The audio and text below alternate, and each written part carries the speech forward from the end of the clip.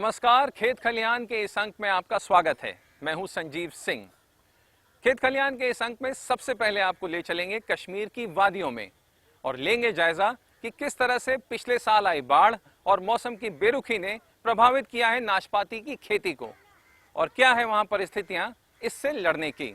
उत्तर में कश्मीर के बाद आपको ले चलेंगे पश्चिम में गुजरात और जायजा लेंगे एक गांव का जहां की सामुदायिक कोशिशों ने बदल दी है उसकी नीति और बना दिया है उसको एशिया में पहला ऐसा गांव जिसने सिरदर्द बन चुके आवारा पशुओं को बनाया है अपनी गरीबी से लड़ने का हथियार। साथ ही चलेंगे मध्य प्रदेश के धार जिले में जहां किसानों की लगातार सालों में ओलावृष्टि से बर्बाद हो रही फसलों के बाद अब कैसे किसान क्रेडिट कार्ड बन गया है उनका सबसे बड़ा सहारा। लेकिन सबसे पहले जायजा लेंगे कश्मीर के नाशपाती का। कश्मीर में पिछले साल आई बाढ़ ने बर्बादी का नया इतिहास लिखा। धीरे धीरे ही सही अब कश्मीर में जिंदगी वापस पटरी पर आ रही है। लेकिन इस बाढ़ और फिर बारिश ने किस तरह नाशपाती की खेती पर डाला असर और मौसम के इस बदलाव से लड़ने के लिए क्या है किसानों की तैयारियां, आइए देखते हैं इस रिपोर्ट में।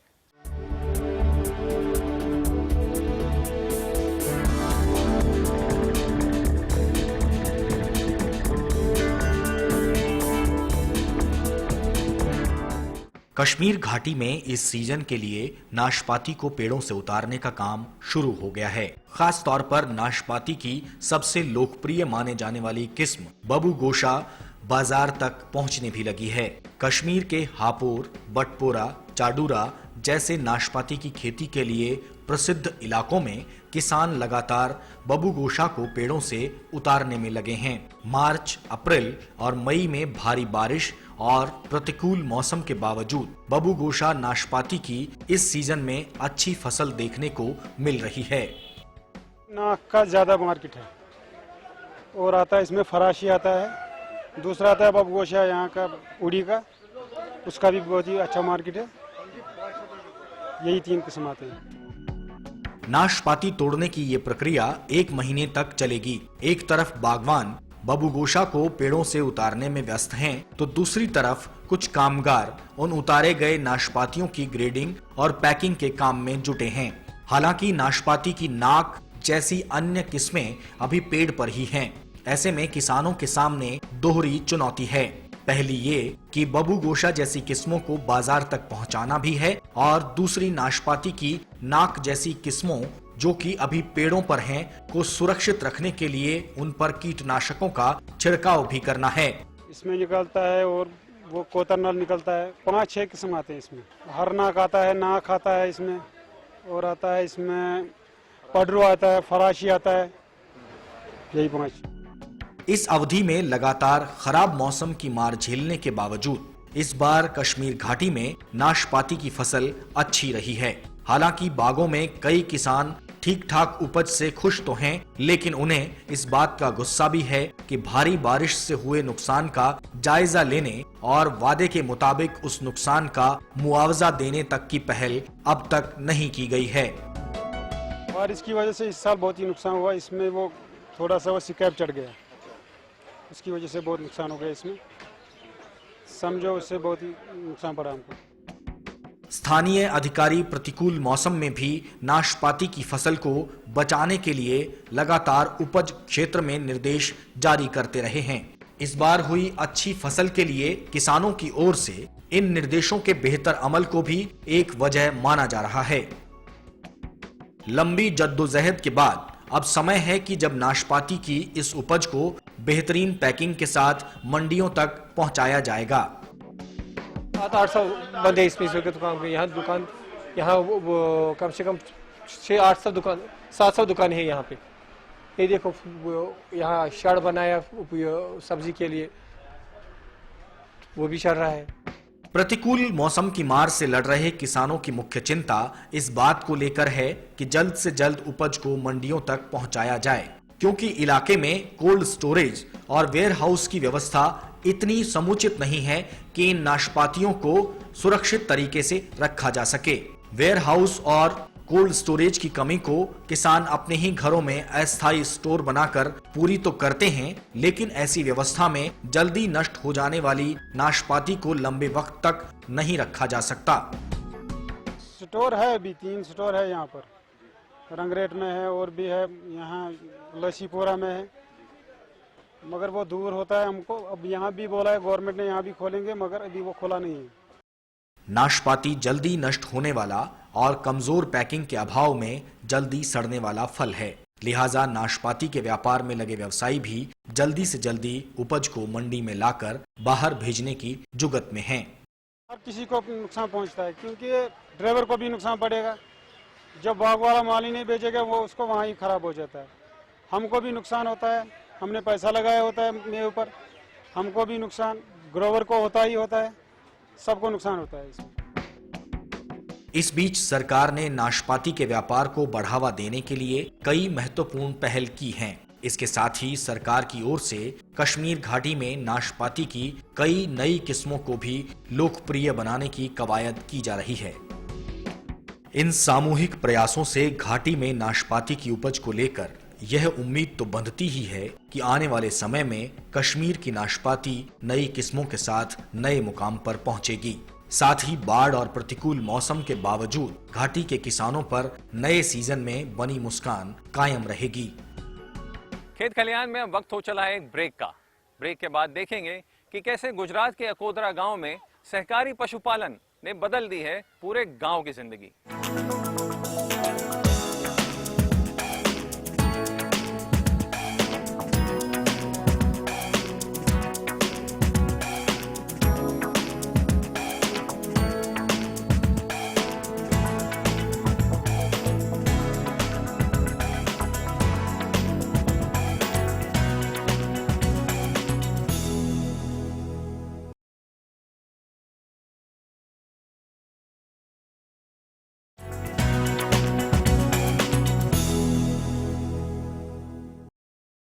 ब्रेक के बाद आपका फिर से स्वागत है।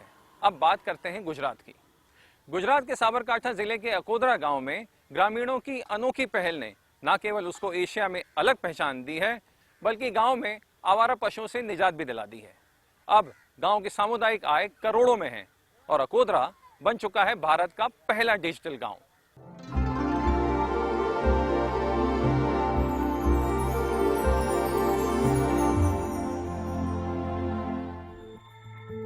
हिम्मतनगर रानासन हाईवे पर गुजरात के साबरकांठा जिले के मुख्यालय हिम्मतनगर से महज 7 किलोमीटर की दूरी पर है गांव अकोदरा।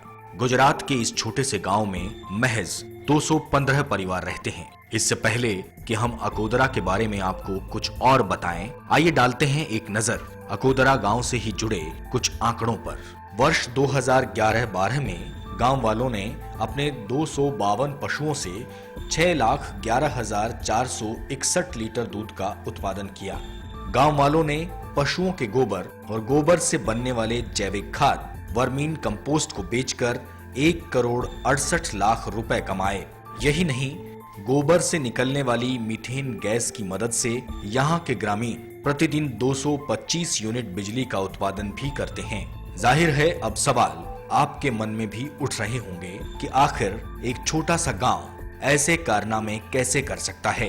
अकोदरा के ग्रामीण ने अपनी सफलता की कहानी बड़े आराम से कुछ इन शब्दों में सुनाई। पहले गांव का दूध होता था करीब 700 से 800 लीटर, अभी हो रहा है 1700 से 1800 लीटर दूध।